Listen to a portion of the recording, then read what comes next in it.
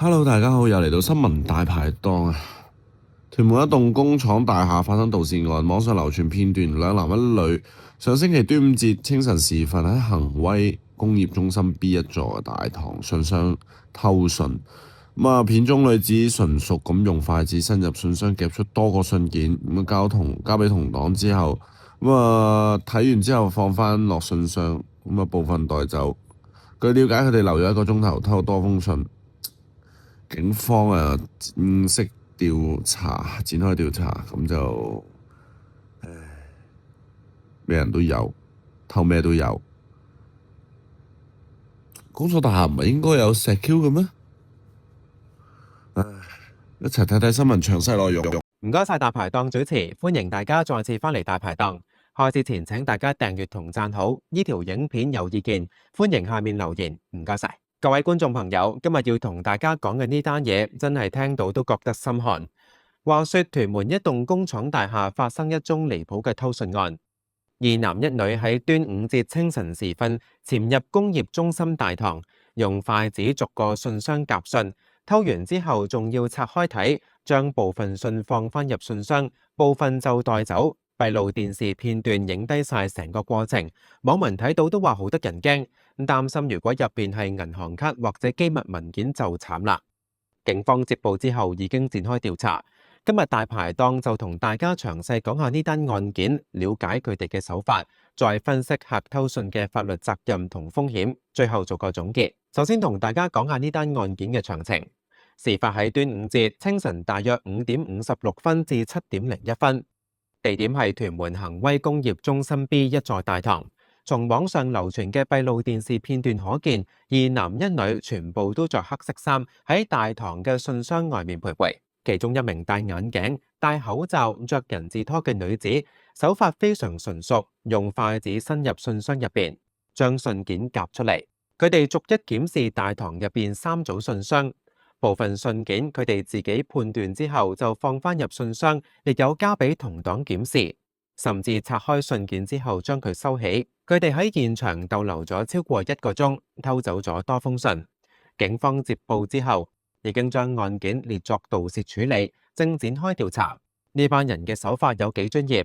首先，佢哋選擇喺清晨時分犯案，因為嗰段時間人流最少，被發現嘅機會最低。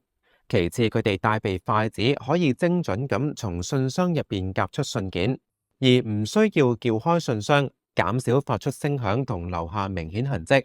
第三，佢哋有選擇性地偷信，部分睇完放回，部分拆開袋走，顯示佢哋可能係喺尋找特定嘅信件，例如銀行信件、信用卡信件或者政府文件。呢種精準偷信嘅手法，顯示佢哋可能係集團式運作，而且可能已經唔係第一次犯案。呢單新聞一出，網民嘅反應非常恐慌。有網民話好得人驚，如果係嘅機密信或者銀行卡之類嘅信就慘咯。有網民就擔心會唔會攞咗人名同信可以借到錢。有網民就質疑集團經營作風大膽。有網民就話咁猖狂。有網民就呼籲大家要小心啲，唔好俾呢啲人有機可乘。有網民就問，點解佢哋可以咁輕易就入到工廈大堂？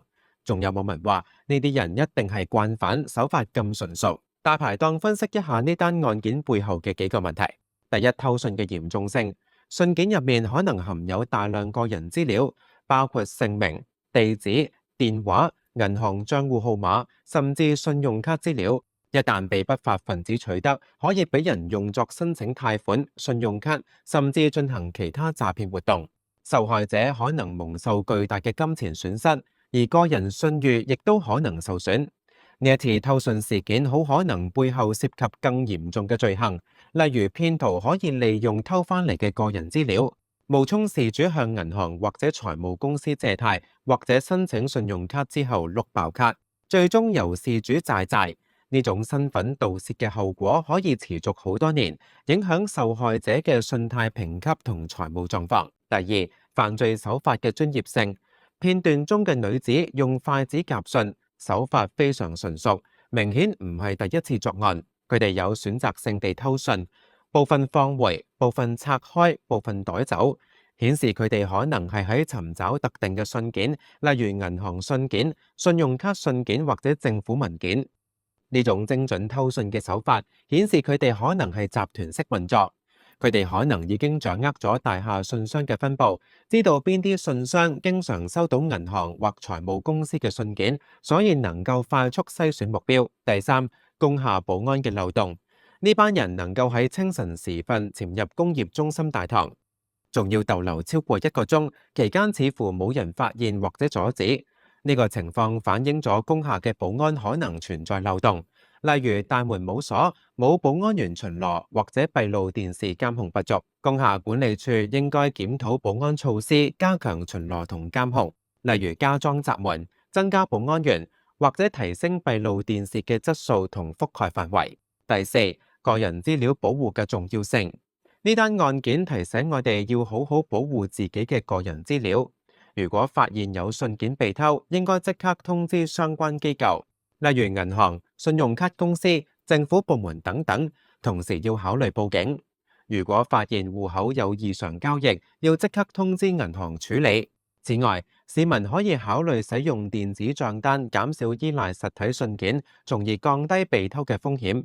如果必須使用實體信件，可以考慮使用郵政局嘅租用郵政信箱服務，將信件直接寄到郵局，減少信件被偷嘅機會。大排檔總結一下屯門工廈呢單偷信案：2男1女用筷子夾信，手法純熟，懷疑係集團式運作。呢件事提醒我哋，信件入面嘅個人資料好重要，一旦被偷，可能導致嚴重嘅損失。工廈管理處要加強保安，市民都要留意自己嘅信件有冇遺失。警方應該加強巡查同打擊呢類竊匪，保障市民嘅財產安全。最後，大排檔想呼籲大家，如果發現有可疑人物喺信箱附近徘徊，或者發現信件有異常，要立即通知大廈管理處或者報警。同時，如果可以嘅話，盡量使用電子帳單，減少依賴實體信件，降低被偷嘅風險。保護個人資料由自己做起。唔該晒大家收睇，記得訂閱同撳埋個鐘仔，咁先唔會錯過大排檔下一次嘅精彩分析。有意見歡迎下面留言。你覺得點解佢哋要用筷子夾信？你認為工廈保安有冇需要加強？歡迎同我哋分享。我哋下次再傾，拜拜。